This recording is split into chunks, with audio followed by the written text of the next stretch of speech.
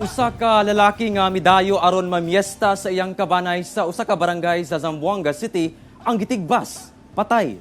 Aniya ang dugang detalye. Patay na dihang nadala sa Mindanao Central Sanitarium Hospital ang biktima nga si Eroline Bejerano, 46 anyos, taga Palayan, Barangay Kulyanan. Human kinigitigbas sa sospek nga nailhan sa alias Junjun. Sumala pa nga namisita kuno ang biktima sa kabanay niini nga si Romelino Carpio sa Tabat Zone 2 Barangay Gisao, Zamboanga City. Pauli na unta kuno ang biktima apan nakatulog kini sa iyang tricycle.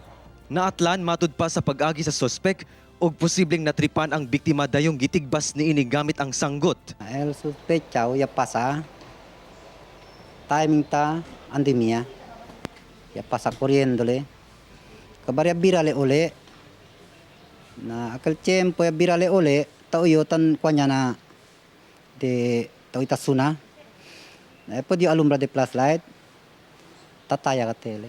Daling nagpatabang sa barangay ang tag-iya sa balay. So yan, nagsumbong sa akin yung kung saan siya nagpunta, nag-inuman, may kasama din siya pumunta sa bahay ko. So sila nagsumbong sa akin na may taga daw yung kasama nila. So agad-agad ko naman tinawagan ang police. Ang suspects natin is at large pa pero identified natin. Sa kasalukuyan po, nagre-ready na po kami ng mga dokumento sa pag-file ng kaso against sa suspect. Hindi pa namin pwede i-disclose yung identity niya kasi binibuild up pa namin yung kaso, pero alias Junjun. Persona kanya mata ko na di mi marido. Ya dehale por tres pilok anak. Tiene pa yung anak uno jutay. Ipobre lang kami porque ang sinayasi ko di mi marido. Pan-surrender lang to. Para justisya di mi marido. Necesita kami justisya di mi marido. Ben duele ko sa to'y ase ansina ko di mi marido.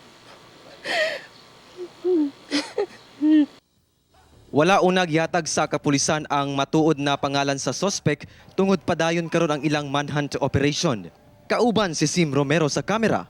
Ako si Efren Mamak para sa One Mindanao.